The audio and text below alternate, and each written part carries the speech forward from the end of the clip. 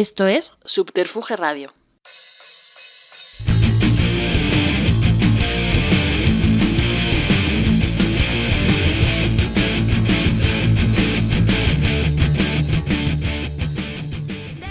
Bienvenidas y bienvenidos a una nueva y sin duda espectacular entrega de simpatía por la industria musical en Subterfuge Radio. En una ocasión que el estudio Alfonso Santisteban de la calle Almirante luce de manera radiante acorde a la estrella que hoy nos visita. Alguien al que la palabra grande se le queda pequeña, al que hubo que cambiar el oro y el platino por el uranio porque sobrepasó todas las barreras alquímicas y al que ya muchas generaciones le reconocemos como la voz de este país. Así que sí, que esta vez sí, que el honor del que suscribe se hace inmenso, el orgullo del dial que nos acoge se ensancha hasta el más allá y la deuda y el agradecimiento a la vida se hace aún mayor por el placer que se nos concede. Hoy Simpatía por la Industria Musical, en el estudio Alfonso Santisteban de la calle Almirante, recibe a la leyenda de la música española, al grandísimo, irrepetible, reivindicable y necesario Rafael. Bienvenido, Rafael. Hola.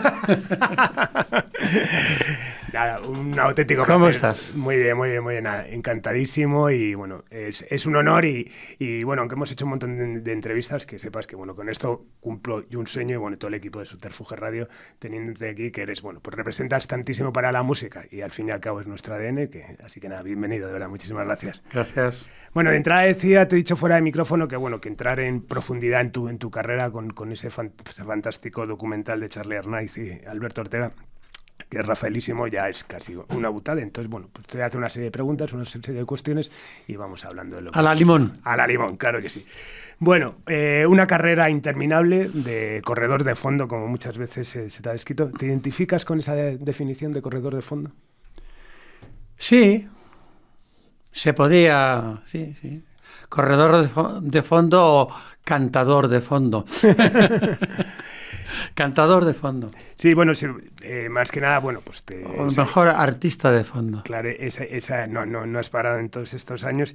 Y bueno, y siempre has dicho, ¿no?, que hay que reinventarse sin dejar de ser uno mismo. O sea, que eso implica también, pues al final es como ese corredor de fondo, ¿no?, que se dedica a la competición, a las carreras, pues al final también ese entrenamiento parte también, ¿no?, esa propia reinvención permanente, ¿no? Así es. Bueno, hay que estar, y además hay que estar renovándose constantemente. Uh-huh. Yo diría que hasta diariamente. Pero no solamente por las canciones, sino por ti mismo, para todos los días estrenar cosas, ¿no? Claro.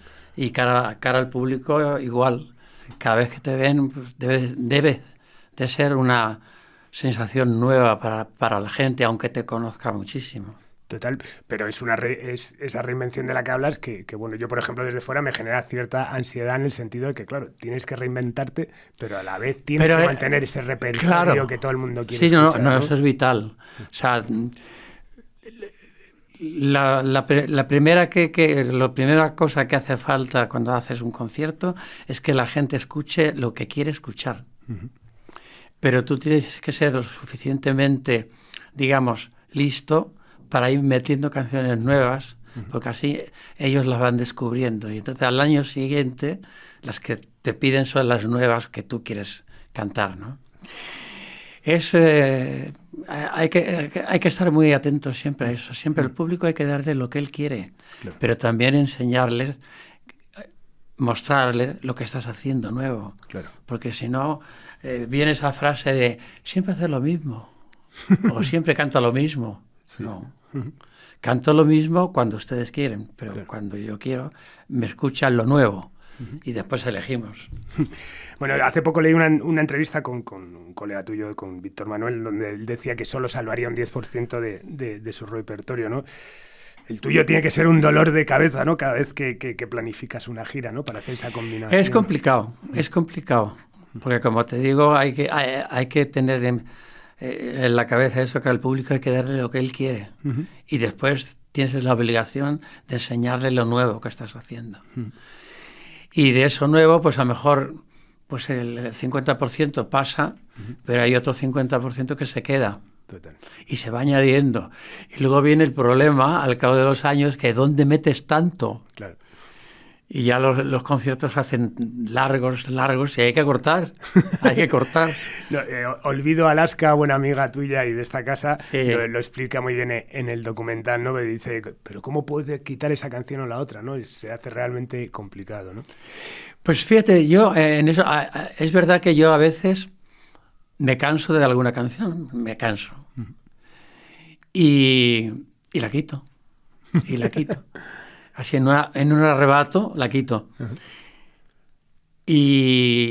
Pero al cabo de los días, o por ejemplo al mes, la extraño y la vuelvo a poner. Sí, porque en definitiva son como hijos tuyos, ¿no? Totalmente. Aunque no las haya escrito yo las he provocado. O sea, son cosas que han nacido por mi culpa, o sea, del autor, y después yo porque le he machacado para que eso dé su fruto, ¿no? Pero es maravilloso eso, esa rutina de ver cuál pega, que no te has equivocado, o que sí te has equivocado y tienes tiempo de rectificar y hacer otra cosa más de acorde con lo que el público quiere. Porque el que tiene siempre la razón es el público, punto. Es el que manda. Sí. Claro. Sí. Porque tú lo ves, o sea, sacan gente que igual que llega se va. Total. Porque están dirigidos por otras personas y ellos no viven en primera persona lo que está ocurriendo. Pero el artista sí, porque es el que está dando la cara y sabe que eso no está entrando, que no le entra a la gente. Y a veces hay discusiones con los compositores cuando intenta que hagas una cosa y tú dices, es que por ahí no. Pero si esto, no, en mí no. No. Tú sígueme a mí. Bueno, ya sabes que en este podcast sobre todo lo que intentó es hablar también mucho de la trastienda, ¿no? Al final, de hecho, se le da voz a mucha gente que trabaja en la industria, que quizás, bueno, son muchas veces los que generan, bueno, los que ayudan, ¿no? a generar el éxito o las carreras de los artistas, ¿no? En tu caso, ya te digo, me gusta muchísimo, bueno, esa canción maravillosa, ¿no? Que es Volver a Nacer, ¿no? Donde hablas eso, ¿no? De que pasas de la niñez a los asuntos, ¿no? Al final eso, pues de la niñez a tu garganta, ¿no? Y ahí aparece, pues, gente importantísima en tu carrera, como es, pues, la figura del manager, ¿no? Ese primer manager que fue Paco Gordillo, ¿no? Sí. Ese fue para ti, vamos, realmente, eso, tú tenías una afición, unas ganas, una afición, ya era una profesión. No, es que no se entendería mi carrera sin él. Ajá. Como no se entendería sin Manuel Alejandro. Total. Y como no se entendería en los últimos tiempos más cercanos, sin Perales también. Total. Perales me hizo unas canciones fantásticas también. Y ahora está en eso Pablo López, que está haciendo cosas muy interesantes también, que yo lo conocí a través de la televisión hace como 6, 7 años, y yo no sabía antes quién era, y esas cosas que lo estaba viendo y en vez de pensar, pues que bien canta o que... No, dije, este me tiene que hacer canciones a mí ya. Y dicho y hecho, bueno, tardé 6 años, pero en cuanto tuve la oportunidad que me lo presentaran, enseguida le convencí y ahí nació el primer disco nuestro. Siempre lo que has tenido muy claro es que de las cosas que es admirable por todo lo que he podido ver, leer en estos días, además, sobre todo para profundizar eso. En eso has sido realmente casi un pionero también en la estructura del equipo alrededor, ¿no? Al final lo importante es eso que le diste a tener un buen manager. Hablamos de Gordillo, hablamos de Bermúdez también. Ellos hicieron una labor, y te digo ellos porque Bermúdez también cuenta, ¿no? Tremenda, y además en tiempos que era muy difícil, era todo muy difícil. Y Gordillo se mató. Vamos, se mató y se entregó en cuerpo y alma durante muchos años a sacar este barco, que soy yo, a flote y ahí mantenido siempre, ¿no? Y ahora, aunque no están ya ellos, siguen en mi pensamiento constantemente. Tuvimos la suerte de estar con Manuel Alejandro hace muy poco, bueno, no sé si has tenido oportunidad de escuchar, pero bueno, él ya dice que lo más importante que le ha pasado en la vida a Rafael, o sea, de todo.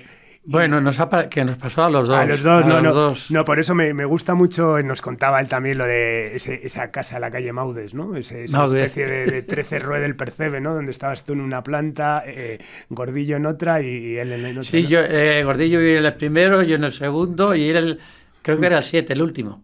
Ajá. O el 6. En Carlos Maurrás. Carlos Maurrás. Total. Ahí, bueno, volviendo un poco para atrás, con 16 años, firmas, ¿no? Tu primer contrato realmente, ¿no? Que es cuando ya con Philips. Con Philips. ¿Recuerdas tu primera visita a una compañía discográfica? Bueno, en este caso, ¿y quién te llevó? ¿Cómo fue ese momento? Pues fue un día de muchos nervios, aunque yo en esas ocasiones donde tengo que jugármela, ¿no? Uh-huh. Yo soy bastante calmado. Uh-huh. Soy bastante calmado. Y para sacar el mayor partido posible, ¿no? Y la prueba fue con Te voy a contar mi vida. Uh-huh. Una canción que me había hecho Manolo, que nunca conté en mi vida. Pero la canción se llama Te voy a contar mi vida. Uh-huh. Y ese día firmó también el contrato de Miguel Ríos. Uh-huh. Vale. Ese mismo día. Uh-huh. Y yo, una chiquita que se llamaba Lee Morante, uh-huh, que nunca más supe de ella, pero uh-huh, de Miguel sí, claro. Uh-huh. Y fue un día de nervios, pero que Manolo llegó tarde, como era habitual.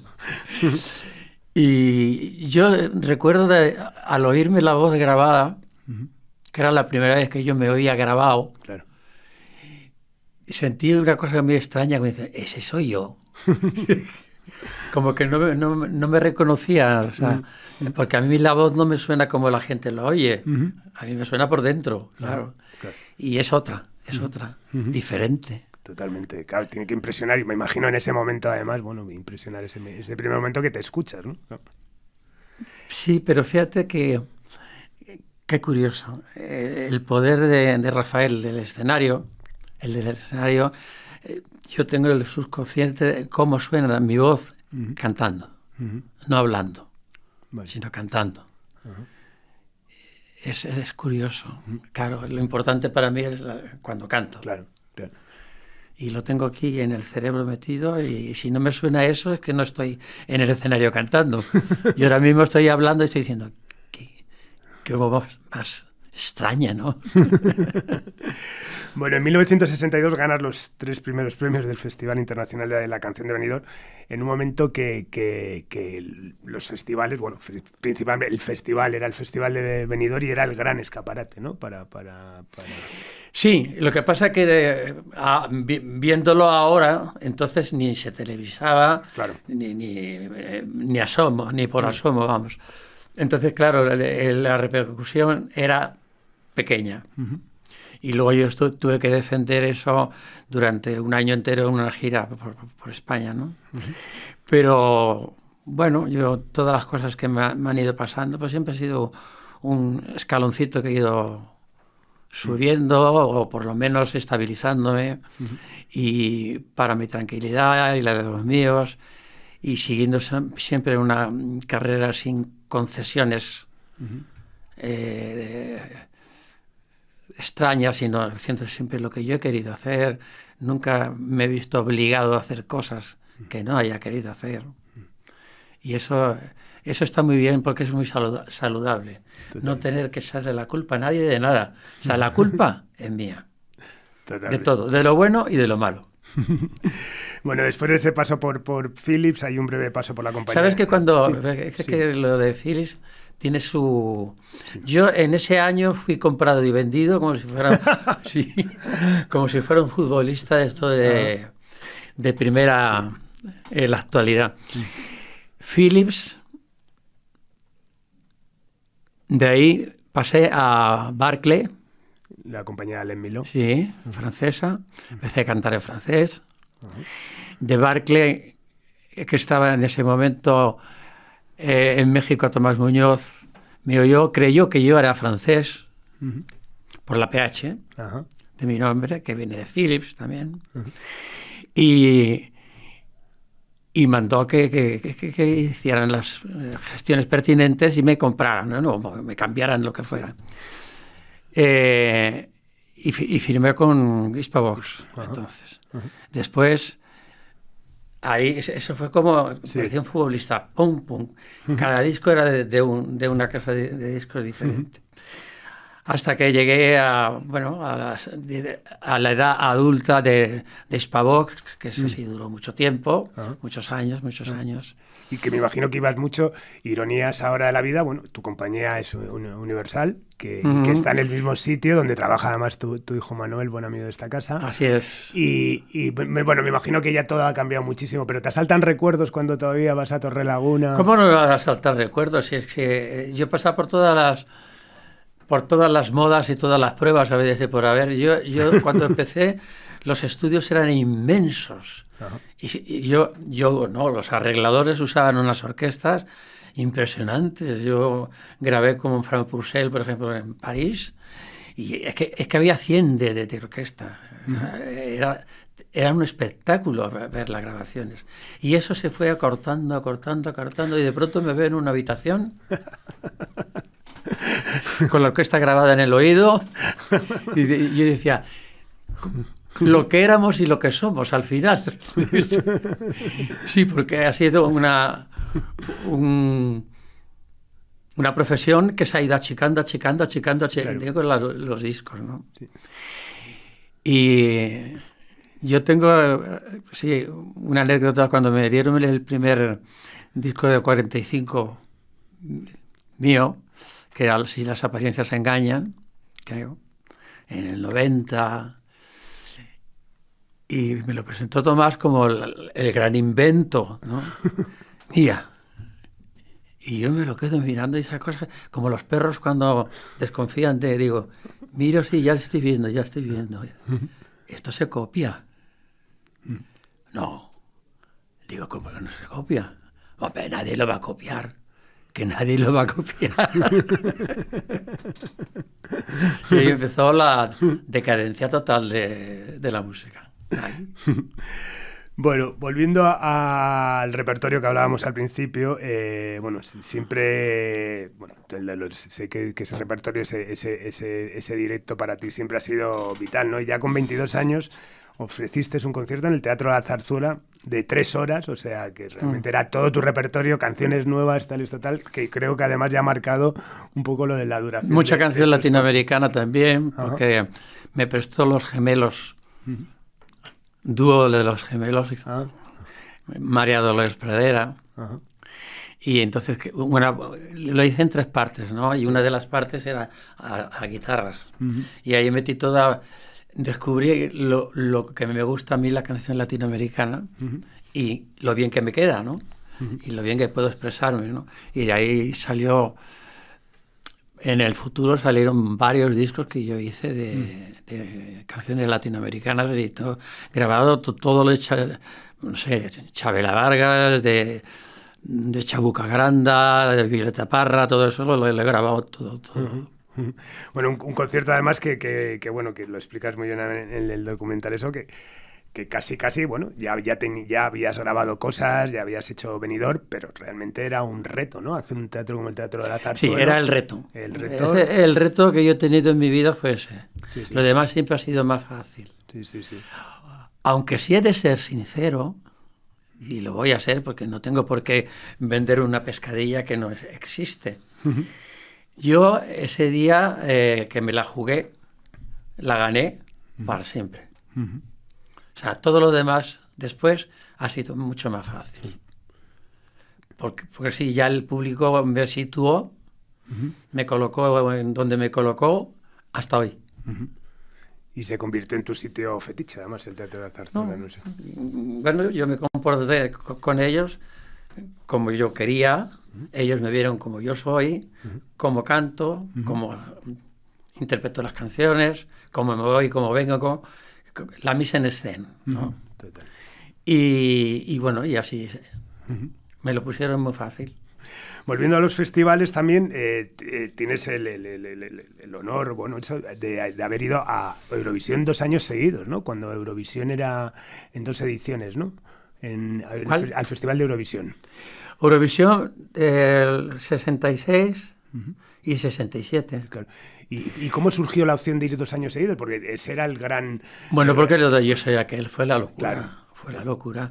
Y aunque no ganó, afortunadamente, porque todo el mundo se volcó en eso, no solamente en España. Entonces, yo al mes siguiente, a los 10 días de no ganar Eurovisión, yo estaba en Alemania, en Italia, en Francia, en Londres, cantando con Petula Clark, o sea, que ya entré en ese mundo.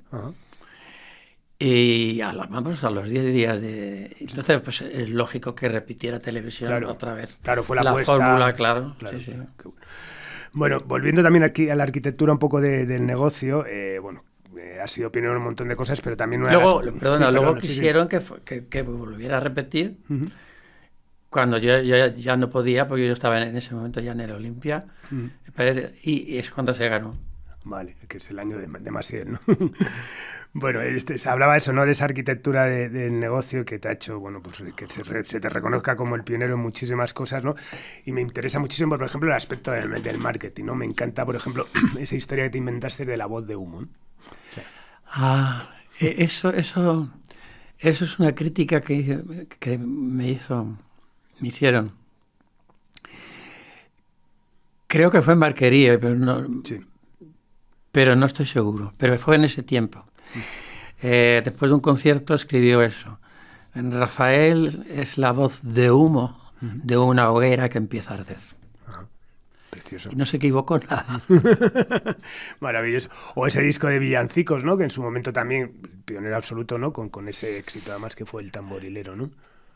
Los villancicos tienen su historia. Porque a la casa discográfica le encantó la idea de que yo cantara canciones de mi tierra, al fin y al cabo, pues, yo soy andaluz. Pero no querían El Tamborilero, no. Porque ellos sacaban el disco de Sinatra en ese septiembre. Y bueno, me dijeron, claro, las verdades del barquero. O sea, me dijeron, pero vamos a ver, El Tamborilero no, los demás sí. ¿Pero por qué no? Porque lo sacamos por Sinatra, porque ellos lo distribuían aquí. Y yo, en mi inocencia e impertinencia de un chaval que era yo, dije, ¿y yo qué tengo que ver con ese señor? Cosa que es verdad, que tenemos que ver. Yo la canté a mi aire y fue lo que fue. Sí. Hasta hoy. Claro que sí. Bueno, empiezan tus giras mundiales, también es un pionero, porque ya no solamente era lo de hacer las Américas, estamos hablando de Europa, Estados Unidos, de la Unión Soviética, de Japón. ¿Recuerdas tu primera incursión al extranjero? ¿Cuál fue? La primera no es el de lo que la gente se puede pensar, que es en Latinoamérica, no. La primera fue Beirut, en Líbano. Después Turquía, Estambul, que fui varias veces, 3 veces creo. Y en Beirut estuve con Salvatore Adamo y con Patricia Carli, que era muy famosa en aquel momento, francesa. Y así empecé yo a salir al extranjero. Después, sí, pegué el salto a Buenos Aires y ahí empezó todo ya. Y enseguida a Estados Unidos, seguía a Nueva York. Seguía. Y luego ya remató el paquete de México, que fue total. Fue y sigue siendo total. Bueno, también has hecho, bueno, en el 66 haces tu primera película, Cuando tú no estás, a la que sucedieron un montón de pelis, y también has sido una persona inquieta. Yo tuve la suerte y el honor de ser dirigido 3 veces en 3 películas por Mario Camus, que era maravilloso, lo más de lo más, ¿no? Como demostró tantas veces. Y bueno, mi carrera cinematográfica todavía no ha terminado. No ha terminado, por supuesto. Y bueno, se puede esperar que cualquier día pues haga otra cosa muy interesante, vamos a ver. Sí, de hecho, bueno, creo que la última es la de Mi Gran Noche, ¿no? Mi Gran Noche, con sí. Alex de la Iglesia, que haces un papelón sublime. ¿Se puede decir que el cine es bueno, pues tu asignatura pendiente, es realmente hacer algo? El cine me gusta muchísimo. Lo que pasa es que a mí me absorbe el tiempo el escenario. O sea, la verdad, para hacer yo una película hay que plantearla con mucho tiempo, como se hacía antes las cosas, ¿no? Que, por ejemplo, una productora te contrataba por X películas y entonces empezaban a trabajar y te hacían los guiones y hacían las canciones. Es decir, que todo tenía su tiempo.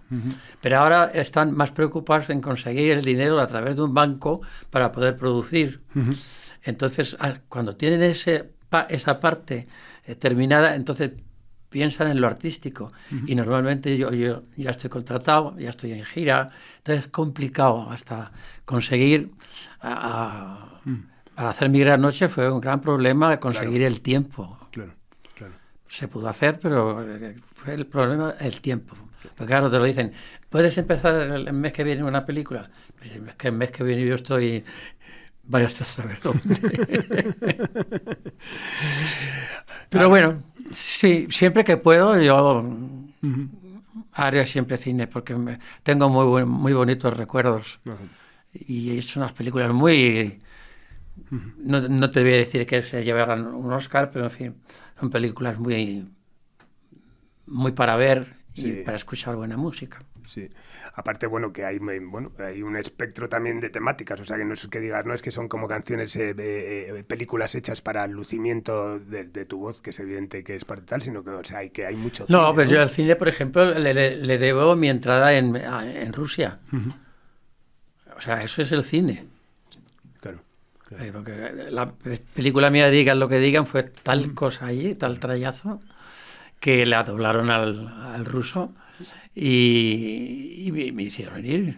Y ahí empezó mi historia con Rusia. O sea que también yo al cine le debo muchas cosas importantes. No, que al final también, claro, la importancia también de las giras. Hablaba Manuel Alejandro el otro día, claro, de cómo planteabais las giras, porque, claro, esa era la forma de que la gente te conociese. Ahora tenemos en internet, es YouTube, metes Rafael, te pueden encantar. Sí, pero no es lo mismo. No, por supuesto, por supuesto. Afortunadamente, la gente siempre ha preferido verme en persona. Sí.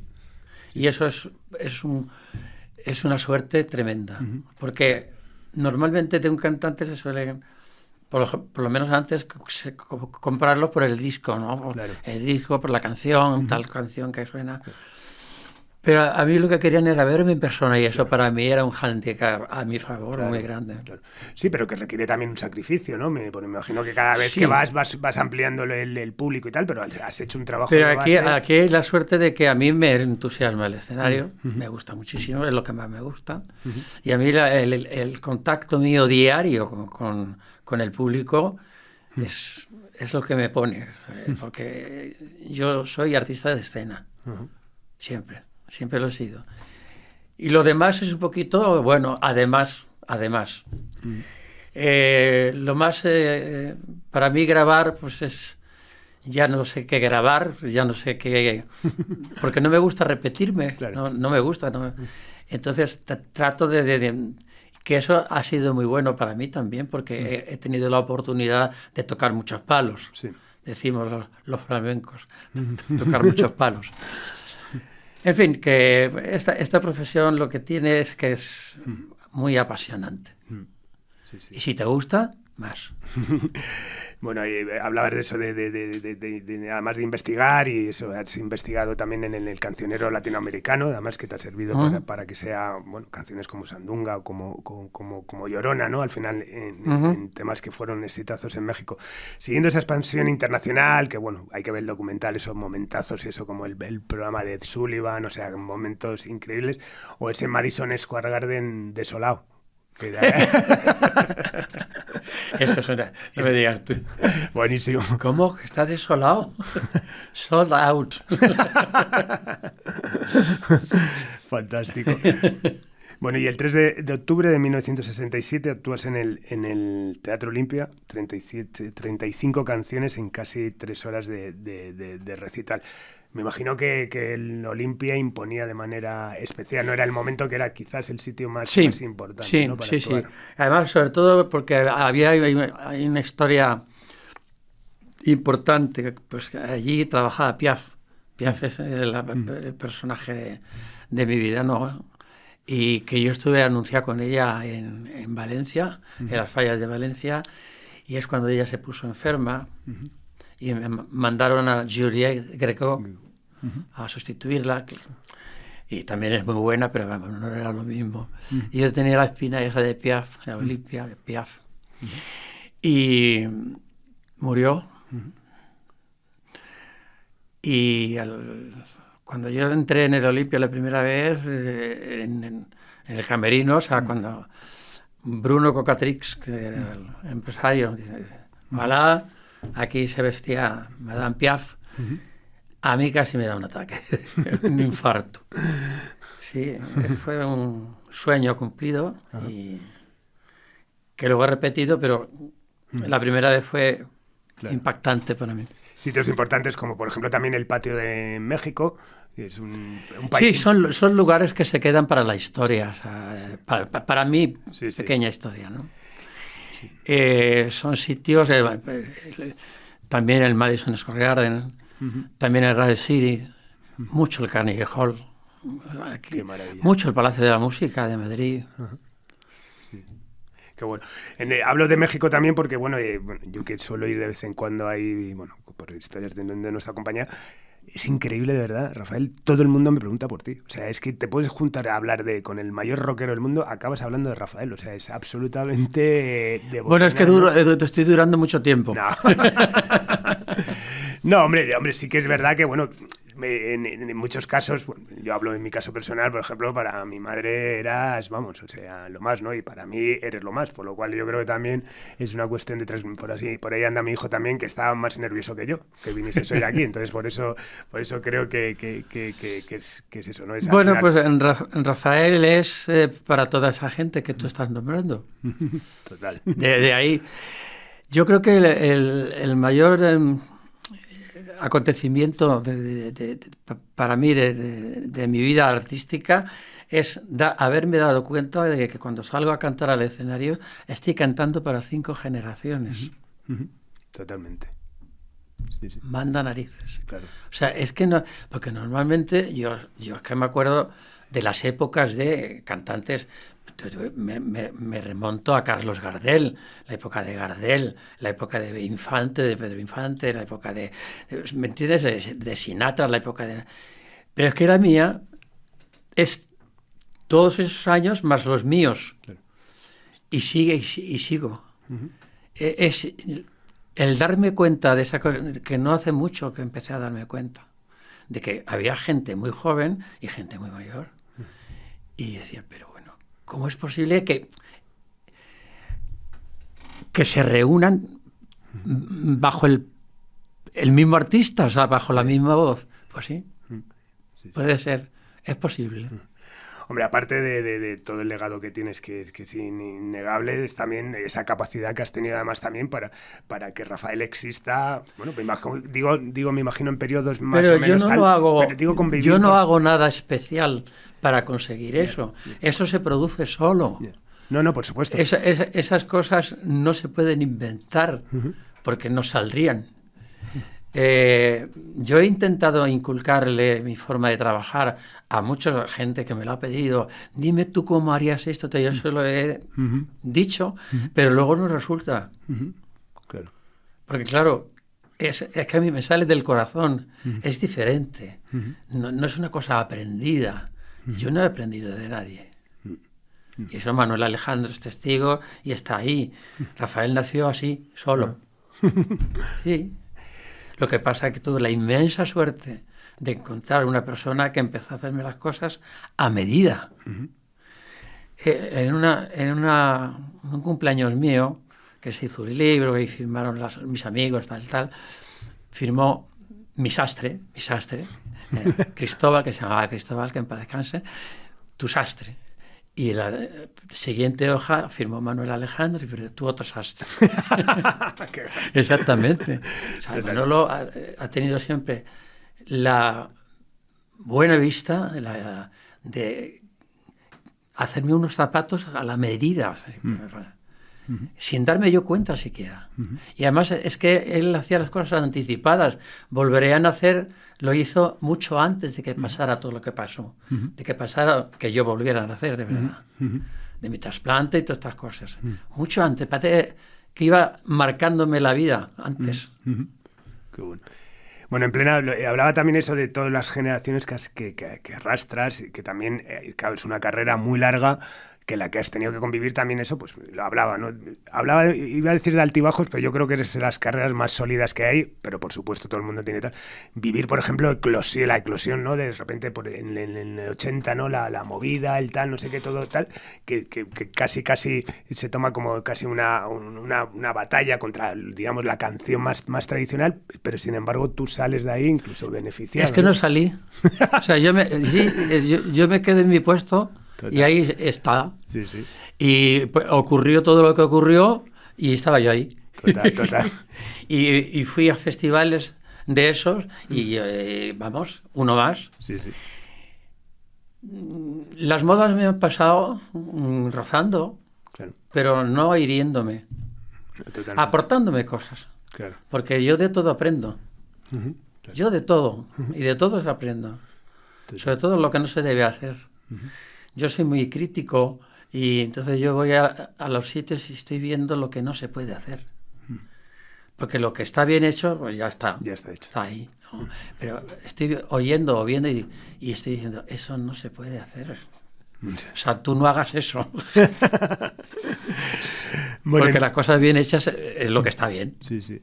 En el 81 hablábamos, es en la intro, ¿no? De ese disco de Uranio. Mira, estamos hablando además en plena eclosión, ¿no? de la modernidad. A ti te conceden un disco de Uranio a escala mundial, ¿no? Por los discos que habías vendido en Hispavox. En 1987 dejas Hispavox y firmas contrato con Columbia Records. ¿Cómo surgen esos cambios de compañía? ¿Realmente fue traumático esos cambios de compañía? ¿O realmente, como en el documental... ¿Traumáticos? No. No, porque afortunadamente yo tenía un nombre que era buscado. Claro. O sea, yo no tenía que ir a pretender que me grabaran. Ya me decían, puedes grabar. O sea, la posición era diferente. Que si... Quiero decir, yo tenía ya tantos discos que... Grabar era una cosa más. No me jugaba nada con eso, ¿no? Pero aún así yo siempre le he puesto a todos mis discos, del primero al último, la misma pasión. La misma pasión y el mismo interés, y he luchado por ellos y las he cantado enseguida en persona para que la gente viera cómo son las canciones. Porque eso es muy importante, que la gente vea cómo son las canciones, no solamente oírlas. Es importantísimo el interpretar una canción. Yo, por ejemplo, cuando tuve la oportunidad de cantar lo de los zapatos de Pablo López, yo le inyecté el rafaelismo total ahí, y él se quedó con mirándome diciendo, pero bueno, o sea, yo inventé una canción dentro de esa hermosura de canción, es preciosa. Porque todo tiene que tener la lectura bajo mi punto de vista. O sea, yo no imito a nadie, yo tengo que es un traje que yo me tengo que hacer, tengo que arreglármelo a mí.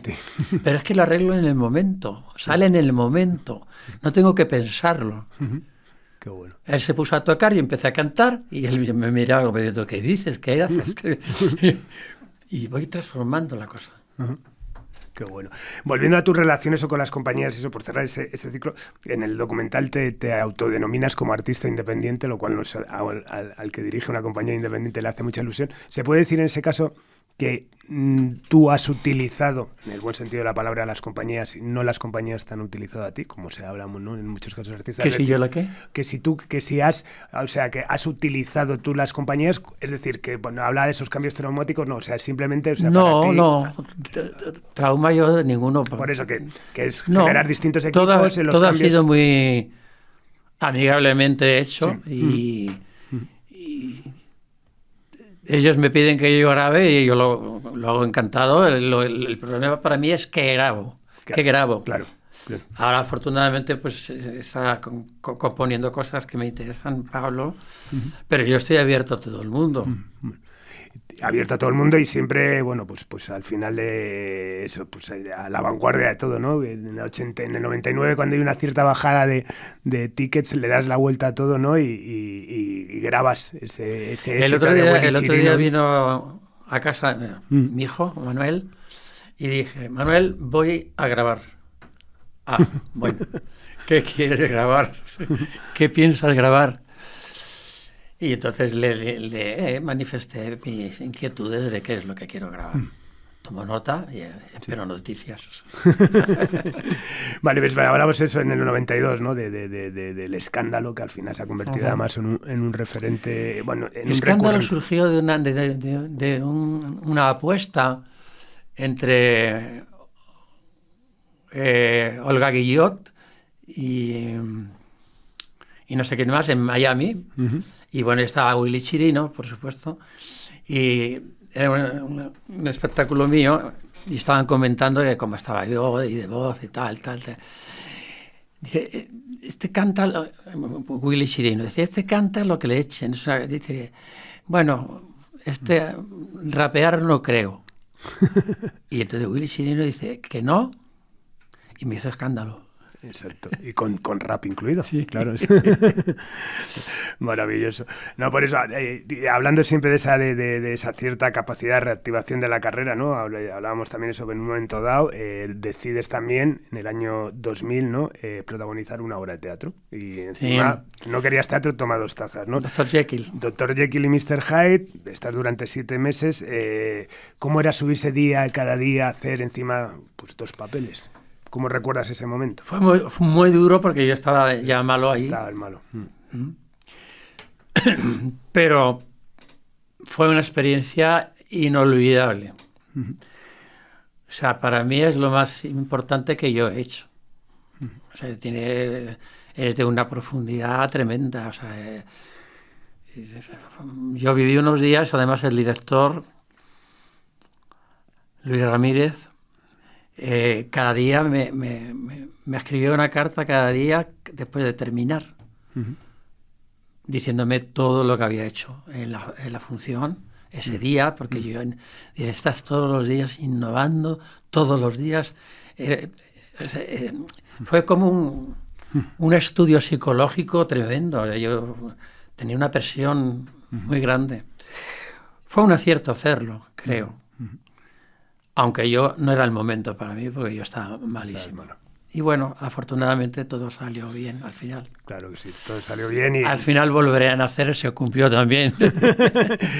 y después de todo lo que pasó después de esa obra de teatro, los problemas de salud de eso, entre el 2003 y el 2004 realizas la gira de Vuelta Tour, que te vuelve a reencontrar con tu público de manera pletórica, ¿no?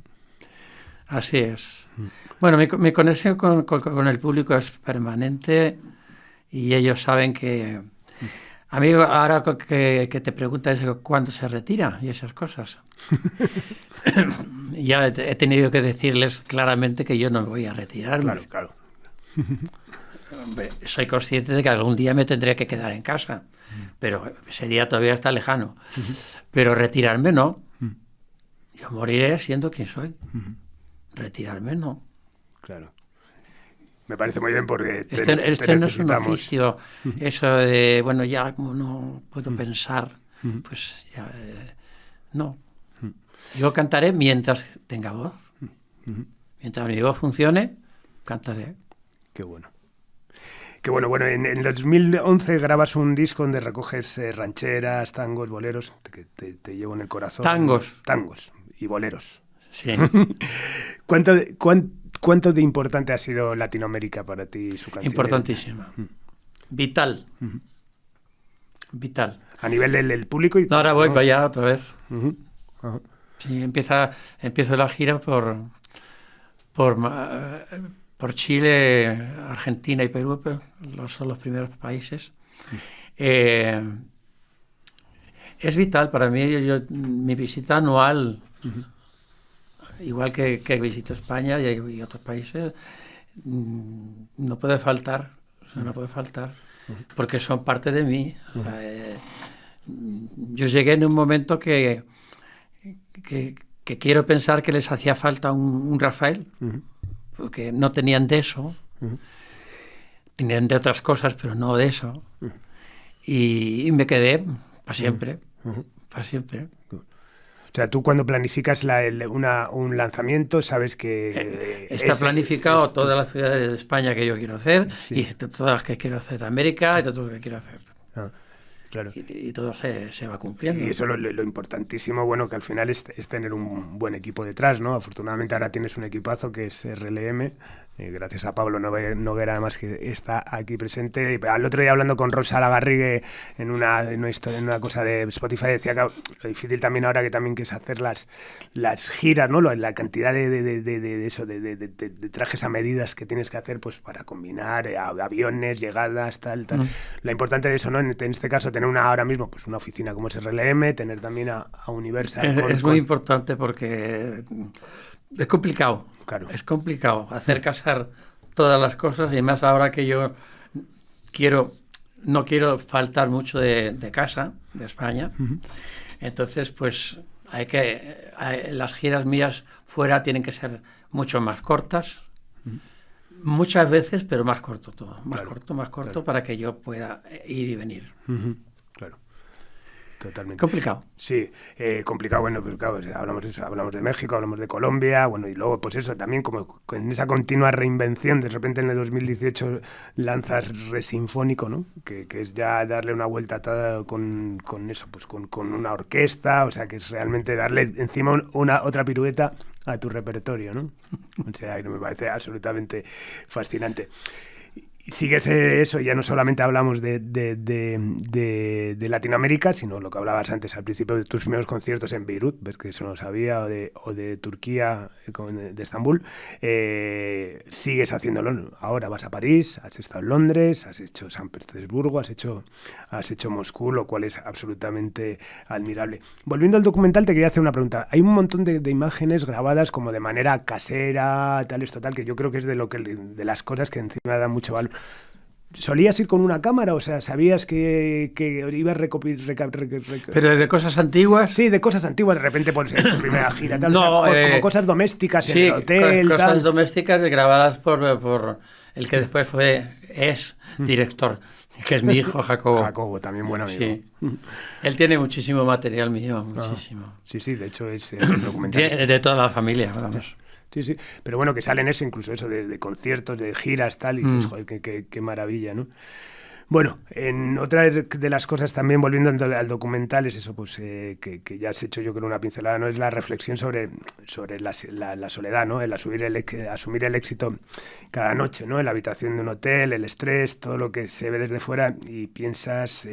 siempre pensamos que el camino que la vida de un artista es un camino de rosas, del éxito y tal, eso, pero al final está ese trasfondo, ¿no? Que al final es cuando todo acaba, cuando las luces se apagan, cuando llegas a la habitación y ya estás pensando también en... Sí, pero no es tan dramático, No es tan dramático. El problema siempre viene con el descanso, el descanso. Si no duermes, que era mi problema, pues es malo. ¿Te afectaban los cambios de horario de países? Tal? No. Que no dormías bien. Fue una época que no dormía bien, y eso pues trastorna todas las cosas. Claro. El problema mío siempre ha sido el descanso. Pero afortunadamente ya toda esa época pasó y estamos normales. Totalmente. Pero bueno, también hablas de eso, ¿no? De lo que transmites mucho, evidentemente, es ese amor por tu familia y lo importante, ¿no? Y quizás el gran pago de todo esto, ¿no? Es el de haber viajado tanto, es eso. Al final hablabas de que en algunos momentos hasta 7 meses al año, ¿no? Por lejos de los tuyos, recorriendo el mundo. Fíjate, ¿no? yo viajo muchísimo, pero siempre estoy en casa. Y más ahora con los móviles. Claro, sí, totalmente. Estás en casa. Sí. O sea, ya las distancias son menos. Porque ¿qué haces? ¿Qué coméis?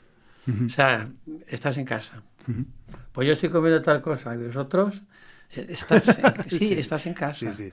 Entonces, es más fácil ahora, aunque la vida sea más complicada, porque somos muchos, mucho avión y muchas distancias, pero el móvil ha resuelto todo eso de un plumazo. Totalmente. Estás en casa. Sí. ¿Y quién va a recogerme? O sea, se habla como si estuvieras aquí, al lado, y llegas a casa. Pasa que sí, estás a no sé cuántos miles de kilómetros, pero ha sido un buen invento el móvil para eso. Sí, no, hombre, la tecnología en general, ¿no? También es eso, pues yo cuando viajo antes te daba la sensación de que te ibas fuera y que como que ibas a estar muy desconectado y al final, bueno, pues con un delay de horas, pero estás perfectamente conectado. Y luego que me imagino que no las utilizarás tú mucho, las redes sociales también, que te hacen que estás en permanente, ves a gente que igual hace 5 años que no veías, pero es como los ves todos los días, casi lo que han comido y lo que tal, pues lo han puesto en las redes, es como... la gente está más conectada ahora que antes, Porque antes tenías un amigo en Córdoba y hasta que lo volvías a ver, pues pasabas de 7 años. Y ahora no, estás al tanto de todo, ¿no? Totalmente conectado, sí. Bueno, para ir terminando, háblanos de ese museo en Linares. Al final ahí estás depositando un poco todo tu archivo. Sí, el otro día se llevó el coche mío, el Lincoln Continental. Vale. Está ahí también. O sea, que se va ampliando permanentemente con cosas. Sí. Bueno, ese es el truco de este museo, que no está dedicado a una persona que esté fallecida. Claro. Normalmente los museos están dedicados a personas que ya no están. Y entonces, claro, no aumentan nunca nada, ¿no? El mío, como yo sigo trabajando, sigo ganando cosas y desprendiéndome de otras, como es el caso del coche, pues se va aumentando cada vez más. ¿Y has sido, digamos, guardón? ¿Nos has guardado cosas? ¿Has guardado copias de tus discos, de todo? Sí. O sea, siempre sí. Es que la mayoría de los artistas dicen, oye, no guardo verdaderamente no yo, vale. Pero mis hijos sí. Vale, o sea, que de eso ha sido, pues bueno. Mis hijos y los coleccionistas que hay de cosas mías. Claro, no, vamos, que hay sí una buena legión, ¿eh? Sí, claro. Sí. De hecho, eso, investigando en las redes y tal, hay cosas tal, de repente en Google era como una cantidad de gente, que tiene unas cosas increíbles, sí. No, se saben de pe a pa toda la historia, por eso no se les puede decir otra cosa, porque dicen, ¿qué? No, vino tal fecha y tal fecha. Bueno, nos has adelantado casi en primicia que le dijiste el otro día a tu hijo Manuel que querías grabar, por lo cual ya nos has dicho un poco en qué andas, pero eso, ¿qué proyectos a corto plazo podemos saber de Rafael? Bueno, yo lo que tengo a corto plazo, a cortísimo plazo, es la próxima gira mía, ¿no? Y que daré por terminada en Madrid en diciembre próximo. En el Wizzing Center, como siempre. Como desde hace, creo que 15 años seguidos, o 16. Voy a estar en las principales ciudades de España, como Madrid, Sevilla, Barcelona, Valencia, Bilbao, Málaga, etc. Descansar en verano, porque hace mucha calor y hay que descansar. y hasta diciembre estaré con esta gira. Después preparo una gran sorpresa, pero eso no puedo adelantar nada. Mejor. Bueno, una pregunta así ya por curiosidad. ¿Utilizas las plataformas de streaming para escuchar música? Yo voy de ponerme la música que yo quiero oír en el momento que quiero. Entonces tengo que usar los discos. Vale. Me bajo a mi estudio y ahí es donde me empacho de música. ¿Porque te interesan nuevas propuestas o siempre regresas a los clásicos? Me gusta oír todo, o sea, me gusta saber de todo y oír todo y verlo todo, porque yo lo que tengo que estar es enterado de todas las cosas. Las que no me interesan pasan y las que me interesan las guardo, ¿no? Y he observado eso, que pues últimamente pues todo lo que sale pues es muy pasa enseguida. No hay valores que estén diciendo que se estén haciendo oír de una forma continuada. No, pasan. Pero bueno, de pronto llegará aquel o aquella o aquellos y dirán ¡buah! Y pegarán el gran... Pues es que esas cosas pasan, Claro. pero hay años que no pasan. Totalmente. Y hay años que sí. Yo creo que es muy importante, es importantísimo llegar a tiempo. Las cosas a destiempo no echan su fruto porque no da tiempo.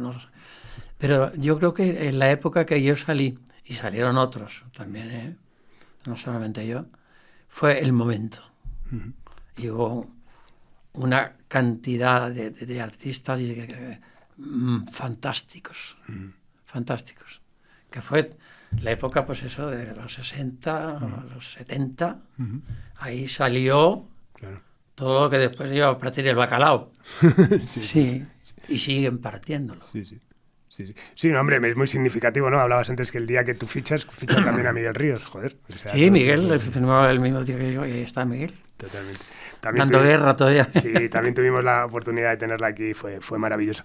Bueno, siempre suelo terminar con una pregunta en Simpatía por la Industria Musical que bueno, a la gente le raya un poco, que es el rollo de quiénes han sido. Si tuvieses que dar las gracias de manera pública, decir, pues mira, yo gracias a esta persona, bueno, o a estas personas... A esta persona, solo a esta no, a estas. A estas. Bueno, Manuel Alejandro se dijo que solamente a ti. Bueno, es que Manuel Alejandro es punto y aparte. Vale, lo sé. Manolo es punto y aparte, Manolo es el sello. Total, sí. Junto conmigo ahí nació. Pero Manolo es... No sé, ni se comenta. Ya, total. Ni se comenta. Hablábamos de esos inicios, ¿no? De Gordillo, Bermúdez, toda esta gente. Gordillo es la entrega de una persona a la causa. La causa soy yo. Total. Sí. Total. Maravilloso. Pero todos, después, Bermúdez en lo suyo. Fue impresionante. Es que fueron todos impresionantes. Y siguieron siéndolo hasta el final. Sería una lista interminable, lo sé, pero bueno, sobre todo eso, porque siempre además... Gracias. Has tenido un equipazo. Al público, por supuesto, al público. Claro. A la crítica seria que hizo lo que hizo, su labor muy bien, y que la continúan haciendo. El otro día, al terminar el concierto, al día siguiente, leí en una portada del periódico esta frase más o menos decía: ¿de qué planeta vienes, Rafael? Era una pregunta a mí. ¿De qué planeta vienes, Rafael? Me he quedado pensando, y algo saldrá de eso. Claro. Algo saldrá de eso. Qué bueno. Pues nada, muchísimas gracias, maestro. La verdad es que ha sido un auténtico honor y que bueno que nos hayas dedicado un rato a poder recabar tu testimonio en esta pequeña enciclopedia. Y luego, por encima de todas las cosas, las gracias siempre son a mi familia. Por supuesto. Eso porque hay que tener mucho valor para enfrentar todo eso. Total. Y ellos lo tienen, lo han tenido y lo tendrán. Están ahí siempre. Totalmente. Nada, pues lo dicho, que muchísimas gracias. Para complementar todo esto, pues vuelvo a recurrir al documental fantástico que es una obra de arte y que explica muy bien toda tu vida, pero sirva esto pues como un pequeño complemento a todo esto. Así que nada, muchísimas gracias por hacer un hueco, un auténtico honor de verdad contar con tu testimonio. Gracias a vosotros. Y hablando de la actualidad, gracias a RLM también. Por supuesto. A Rosa. Claro que sí. Pues nada, despedimos esta nueva y más que emocionante entrega de Simpatía por la Industria Musical. Apagamos las luces del estudio Alfonso Santisteban de la calle Almirante en Subterfuge Radio con Laura Rodríguez y Fran Leo a los mandos técnicos, y nos vamos con un clásico de nuestro invitado de hoy. Nos vamos con el Yo soy aquel. Adiós.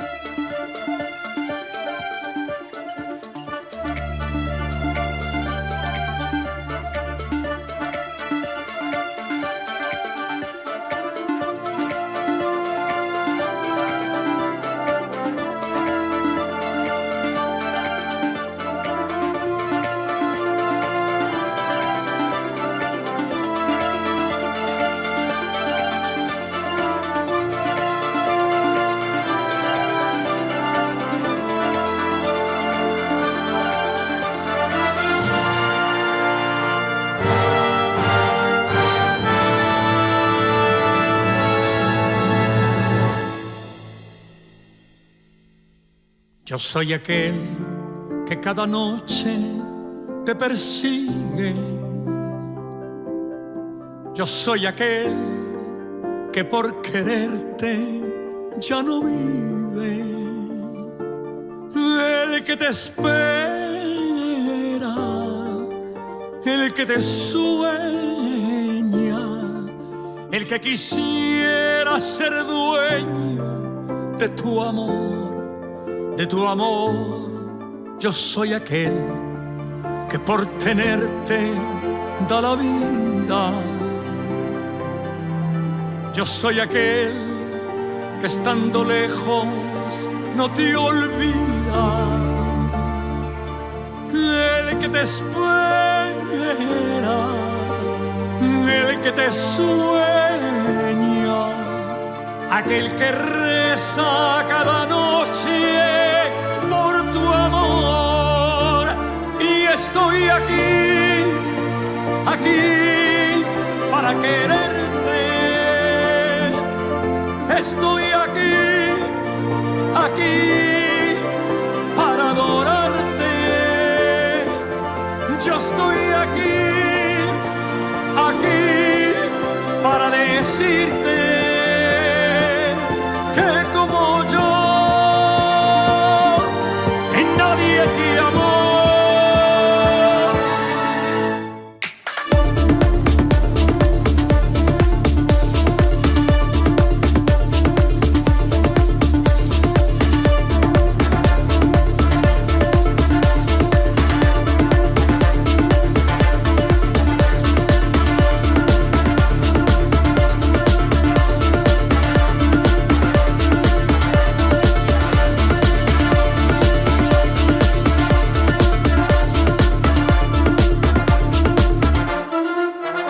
Yo soy aquel que por tenerte da la vida. Yo soy aquel que estando lejos no te olvida. El que te espera, el que te sueña, aquel que reza cada noche por tu amor.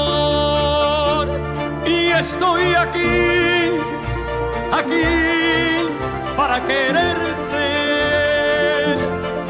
Estoy aquí, aquí para adorarte. Yo estoy aquí, aquí para decirte